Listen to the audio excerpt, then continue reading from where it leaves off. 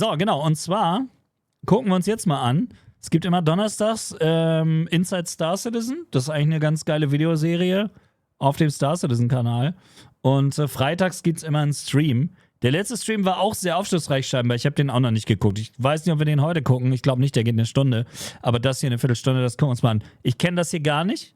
Ich weiß nicht, was in der heutigen Folge drin ist. Deswegen gucken wir uns das einfach mal direkt an. Mal schauen, was Gerald zu sagen hat hier. Ah, okay, gar nichts, weil der Ton noch auf den Fernseher eingestellt war. So, nochmal von vorne. One of the major mandates of our evergreen programming is to highlight and explore the works of as many teams contributing to the creation of our universe as possible. And on this continuing road to Alpha 323, 4.0, and beyond, we periodically detour onto the proverbial side streets, if you would, and dedicate some time to those aspects you might... Können wir mal kurz darüber reden, wie cool seine fucking Kassetten hier sind, Alter? Das ist Classic-Style. Und da drauf ist eine Pisces. Coole Sache. Insgesamt ist sein Desk ziemlich stabil. Ich hätte gerne diese kleine Redeemer hier, ehrlich gesagt. Might not discover following the development of any other game. So on this week's show, I'm proud to highlight a team dedicated to bringing a creative flourish, visual consistency, and contextual meaning to the various companies, factions, and societies of the persistent universe. The branding team from CIG Montreal. Ach so, das sind die Leute, die quasi sich diese ganzen Brands ausdenken fürs Game. Die hier Whammers und die Klamottenläden und so.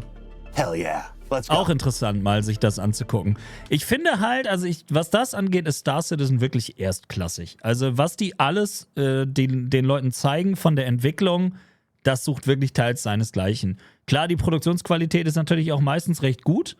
Weil das ja doch schon ein relativ stabiles Indie-Studio mittlerweile ist, aber im Großen und Ganzen muss man sagen, dass die Kamera hat langsam rangezoomt, ne? Die machen halt einen geilen Job, die Entwickler halt auch zu zeigen und denen eine Stimme zu geben. Und du merkst halt bei den Leuten, die daran arbeiten, immer, wie viel Spaß die eigentlich damit haben. Alright, where to start? So, wer ist das? Das gucke ich eigentlich immer, wenn das donnerstags kommt. Ich gucke das nicht immer donnerstags, aber ich gucke das alles immer nachträglich auch. I was coming in from an experience at another company where I had set up the first branding team for a video game, which was a really interesting experience. So when I heard about the opportunity to do it for Star Citizen and build a branding team for a project like that was something that is, you know, you don't want to pass up on.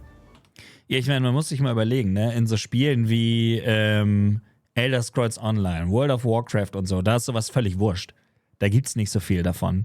Aber hier, die müssen regelrechte Firmen erfinden, die eine Firmenphilosophie haben und die irgendeine erkennbare, also so einen wiedererkennbaren Wert haben. Sowas wie ein BMW oder ein Mercedes, nur als Raumschiff. Und das musst du halt auch erstmal hinkriegen. When I stepped into the first few months doing, you know, a bit of a due diligence, looking at the state of what we have in the game already in terms of branding, logos, the different manufacturers and all the brands, the factions. 10 years worth of material being put into the game, often being done by, you know, different artists or different parties and for different reasons also, you know. There was just a wide variety of styles. There would be a lot of like different interpretations for a single brand. And that was something that I noticed right away and that I wanted to tackle as soon as I joined the team. Is to try and bring a unifying vision, a bit more consistency to, you know, just help support the Star Citizen narrative. Also to augment greatly in terms of immersion.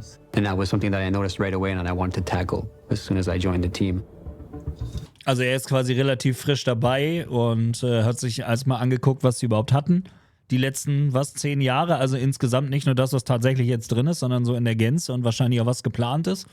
Und die versuchen das jetzt halt alles so ein bisschen in einen Stil zu kriegen. Zum Beispiel hat sich ja bei RSI der Stil etwas verändert. Wenn du dir die Conny anguckst und dann jetzt die neuen RSI-Schiffe, die kommen, so wie die, sag mal schnell, die MK2, wie heißen die denn noch?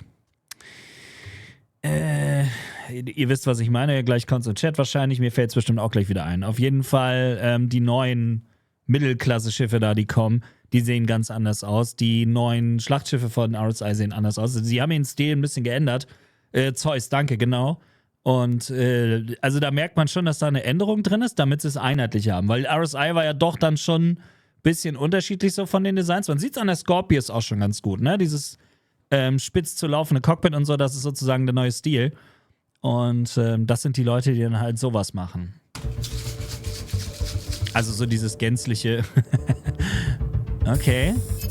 Mal gucken. Das meine ich, es ist halt einfach echt immer cool gemacht und das ist halt alles Ingame-Grafik, ne? Das ist schon cool.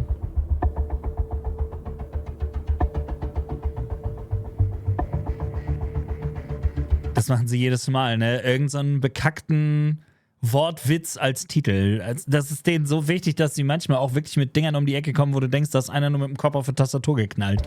Das ist ja noch in Ordnung hier. Expanding Branding. Stimmt, die Krankenhäuser sind ja auch ein Branding. Ich habe SpongeBob geguckt, natürlich. New Deal. Creating the manufacturers for the ships. We touch marketing, we touch web. It's just such a wide range of different applications and topics that we go through. Tatsächlich, ne, wenn man so durch Star Citizen rennt, man sieht das zwar alles und man denkt sich auch cool, aber man macht sich oft gar keine Gedanken, wie viel Arbeit dahinter stecken muss, solche Brands überzeugend auch zu kreieren, die nur Fantasy für ein Game sind. Ich meine, viele Games machen das, ne, aber viele machen halt so Parodien von normalen Sachen, so wie zum Beispiel bei Tarkov, ne, Idea statt Ikea und so. Das ist halt witzig, aber jetzt nicht super kreativ, wenn wir mal ehrlich sind. Ist funny, ne, so wie Luftpanda statt Lufthansa und so. Aber das ist halt, also da kommst du halt zügig drauf.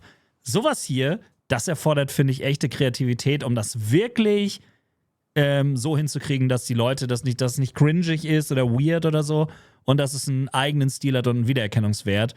Und also was das angeht, finde ich, machen sie bisher immer einen guten Job bei ISC. I think it's as important as any other parts of the game. It creates brand cohesion and a really good ich dachte kurz, dass immersion Kevin for the Kennedy, ich player. will die Frau nicht beleidigen. Obviously like brands and logos, you know, if it's a ship, you know, make it look real Kurz einen professional. Herzstillstand gekriegt. Like in real life, like a fancy car company or something like that, you know.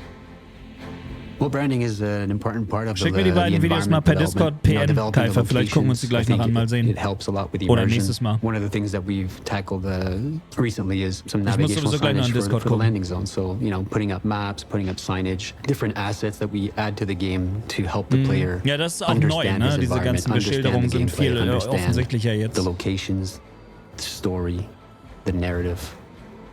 It adds a visual. Wobei ich persönlich hoffe, dass die noch Platzhalter sind. Dass sie erstmal drin sind, damit man sich gut zurechtfinden kann, was auch immer wichtiger erstmal ist als der Style. Aber da geht noch was, finde ich.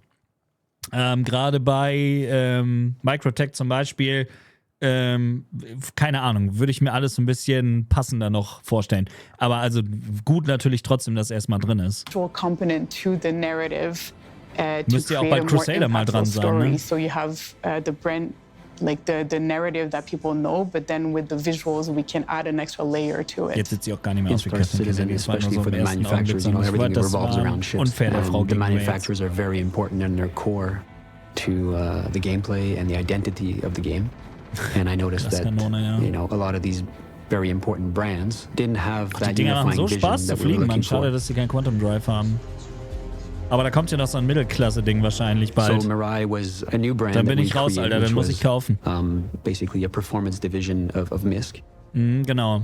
Stimmt, das haben sie getrennt, ne? Davor war es noch MISC und jetzt ist es MISC Mirai. Also die haben die ganzen Rennschiffe quasi so ein bisschen separiert jetzt, was ich auch cool finde.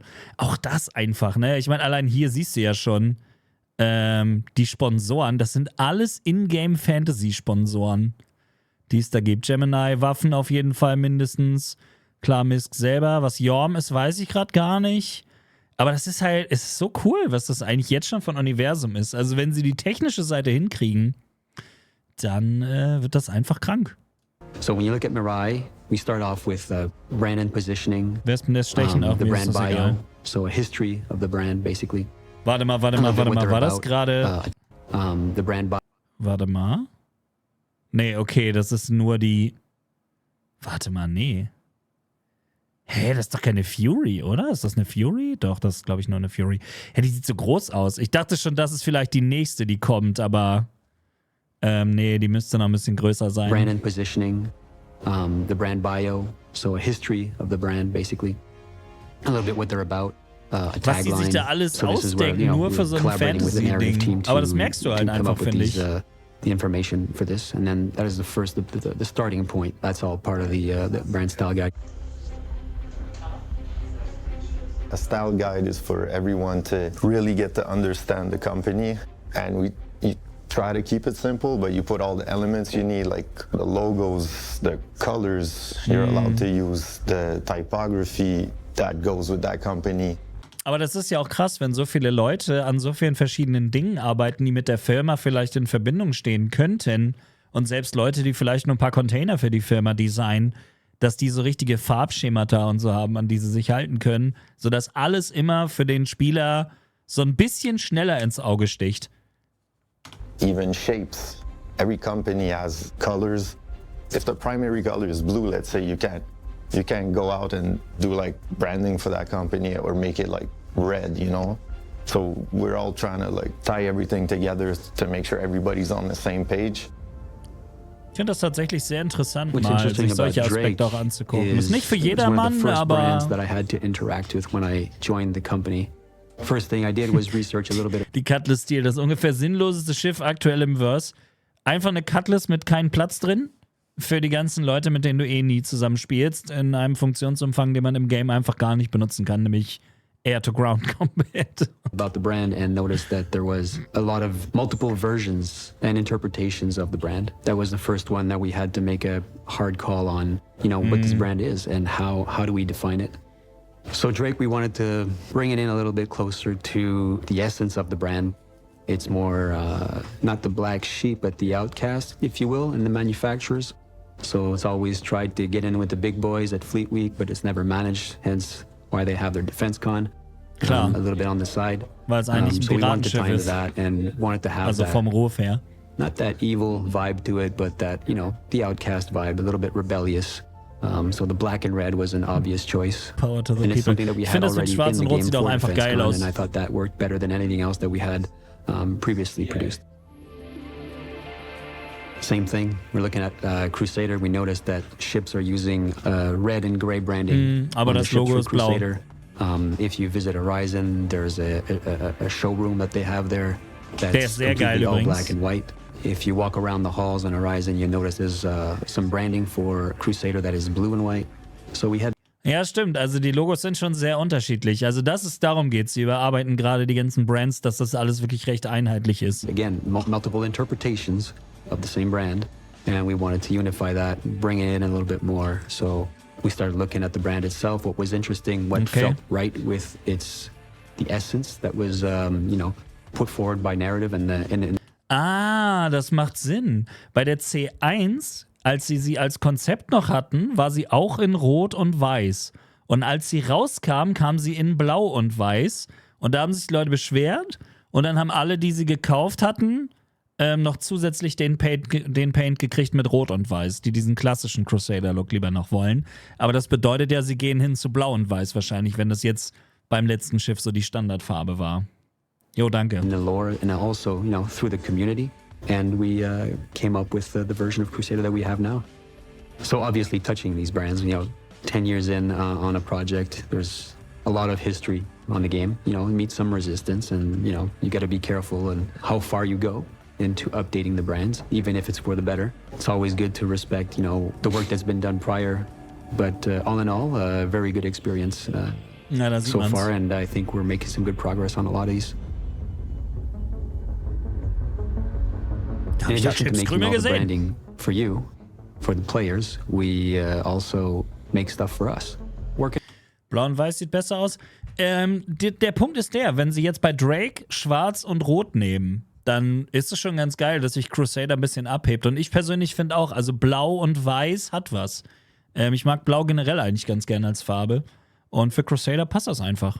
on tools as well. This one of the things that I noticed when I joined is we didn't have a proper channel to communicate to everyone freely and openly, and in a way that would encourage the devs and everybody on the different various teams to actually use these tools, these style guides, and these resources that we're creating for them. So we came up with the idea of creating a brand catalog. Smart. So the brand catalog is for Da sieht man es in-house. auch, ne? Das neue Design von It's RSI, the die documents Galaxy that zum will Beispiel, be auf die freue ich mich used for natürlich. all the teams, where the whole of the information for all the manufacturer brands mostly will be found. And you will have downloadable links for all the assets. So everything will become super cohesive for in-house, and also when everything comes out in game and in marketing, everything will have the same, all the manufacturer brands will have the same look and feel. So Na, das ist we, cool. Ich finde übrigens hier die, ne? Die kannst du mir mal geben, Alter. Die sehen viel besser aus als einfach nur mit schwarz und weiß. Gerade der blaue hier sieht übertrieben nice aus. In der Farbe noch eine Rüstung, so passend zu Crusader. starting it off with the manufacturers, obviously, they are front and center. Ich würde es ja saugeil finden. Und ich gehe davon aus, dass sowas in der Art kommen wird, so wo ich das gerade hier sehe. Aber noch ein Stück zurück. Wenn du zum Beispiel jetzt hier bei Drake, das wird ja Drake sein, ne? Guck mal hier, da siehst du sofort, dass sie einen guten Job gemacht haben. Du siehst sofort Drake, ich habe es jetzt erst gelesen hier. Wenn zum Beispiel bei Drake oder bei Crusader in der Firma Missionen machen könntest, um Ruf zu bekommen, um dann solche Sachen freizuschalten. Und zwar müsstest du dich für eine Firma entscheiden, wo du Ruf aufbauen willst.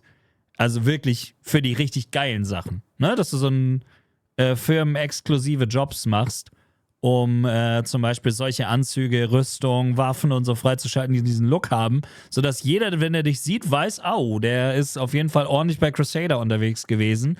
Und wenn du einen anderen siehst, der das macht, dann kannst du so ein bisschen so dieses, wir sind so quasi kollegenmäßig. Das würde ich ganz geil finden. Das wäre auf jeden Fall eine coole Idee für so Special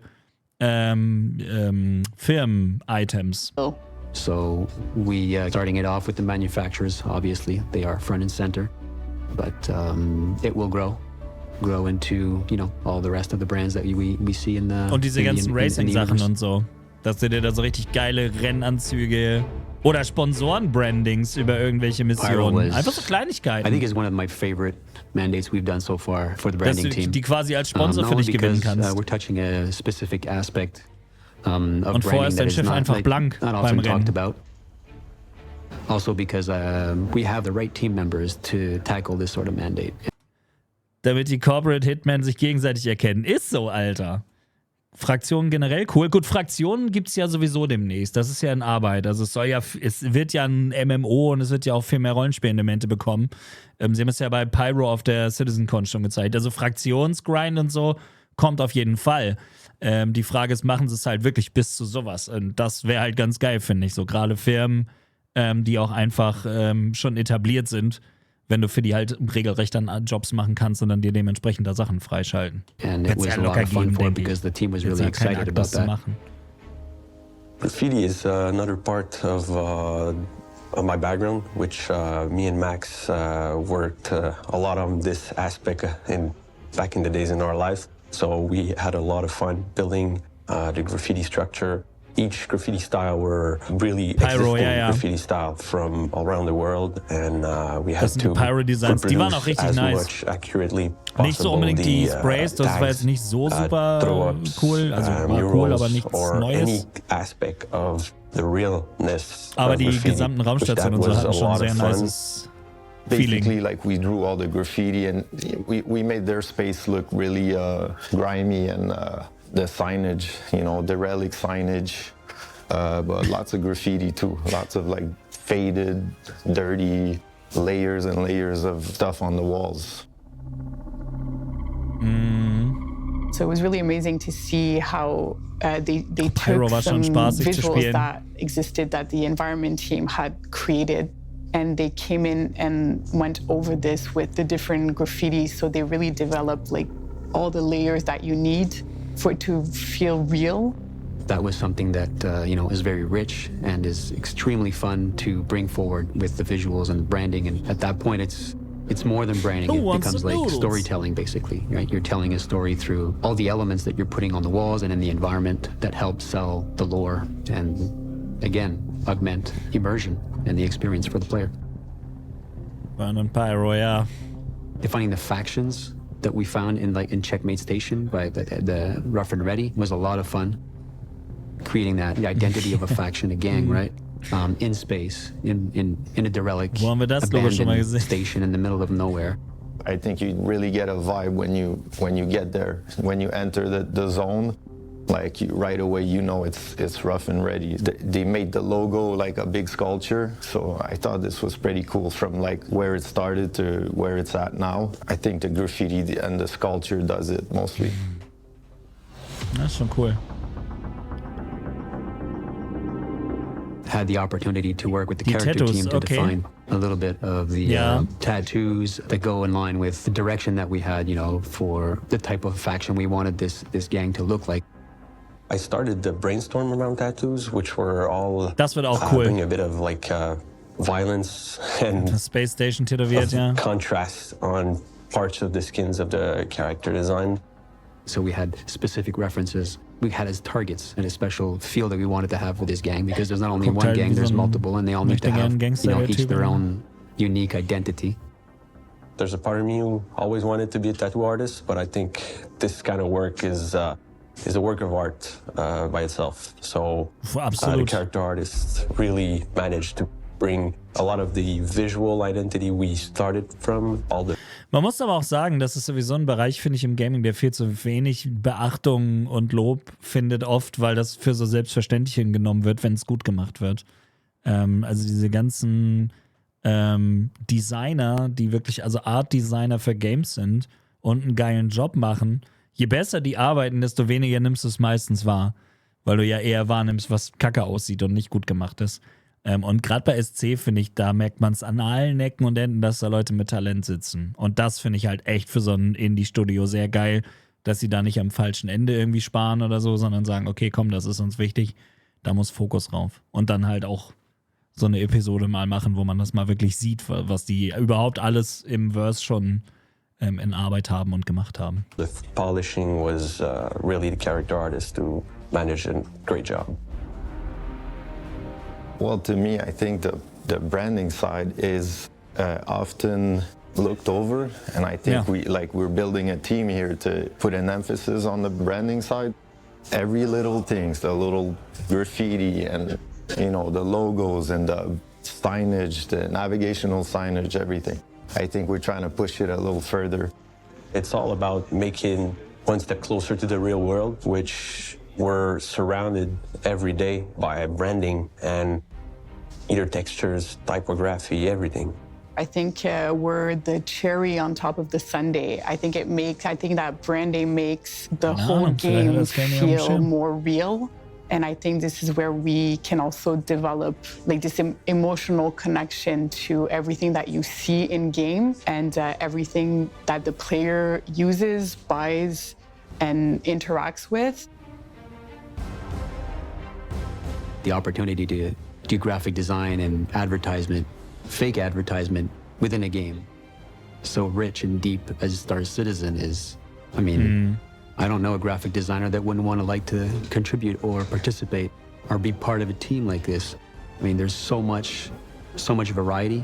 There's so much to do. The lore and the narrative is so rich. Und nicht nur das, ich finde, dass es einfach immer so geil detailverliebt ist alles, dass du merkst, sie lassen den Leuten wirklich die kreative Freiheit, die sie bei vielen anderen Firmen nicht bekommen. Und ich hoffe ehrlich gesagt, dass die immer mehr Talent kriegen und immer mehr Support dafür, dass das auch nicht irgendwie in den Hintergrund rückt. So, alles andere sind jetzt im Grunde genommen technische Hürden und so. Da müssen die Durchbrüche kommen. Aber sowas wie Künstler, die wirklich was drauf haben, die gibt es. Und die gehen von vielen Firmen weg, weil sie sich ausgebeutet fühlen.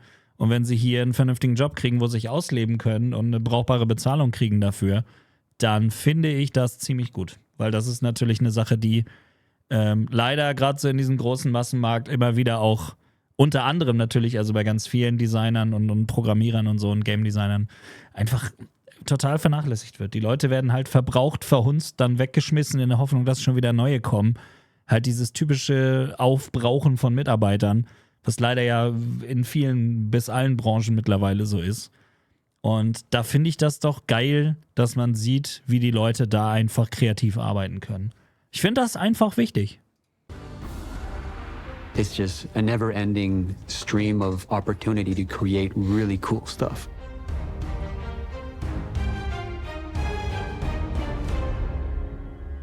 So what did we learn this week?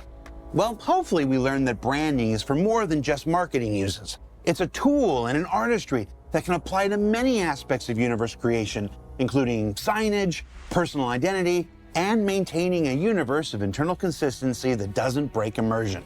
Now, don't forget that our Lunar New Year, Koromor, and the associated Free Fly events all start today, so you can mosey on over to the robertspaceindustries.com website for details. For Inside Star Citizen, I'm Jared Huckabee. Thanks for letting us share the process of game development with you, and we'll see you all here next week. Ja, danke, dass ihr euren Game Progress immer mit uns teilt. Ich meine, klar, es ist ja auch ein gebäcktes Spiel. Logisch, die müssen uns ja auch zeigen, woran sie arbeiten, sonst fühlt sich der Bäcker auch nicht vernünftig aufgehoben. Was denn du? Picozilla.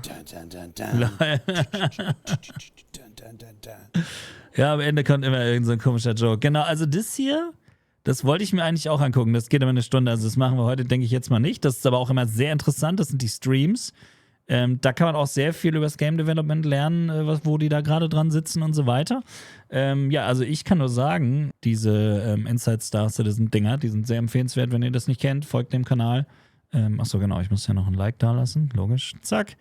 Und ja, ich finde, das ist wirklich eine Sache, die schön mal so die Facetten von dem Entwicklungsprozess einem zeigt. Und vor allen Dingen auch, finde ich, das Format sehr entspannt. Es wirkt nicht so, sondern du hast da einfach ist ein bisschen entschleunigt, das ist entspannt. Man kann das gut gucken, finde ich. Also wahrscheinlich, ne, für Leute mit so einer TikTok-Aufmerksamkeitsspanne wahrscheinlich nicht so geil, aber also so wie mich, genauso wie auch der Hold the Line-Trailer, das sind halt Sachen, finde ich, man merkt da eine gewisse Reife hinter für ein erwachseneres Klientel. Logischerweise natürlich wahrscheinlich auch einfach ein Klientel mit ein bisschen mehr Geld, die auch bereit sind, sowas zu unterstützen. Man merkt das ja auch, die meisten Leute, die da spielen, sind vielleicht einen Ticken älter, nicht alle, aber viele.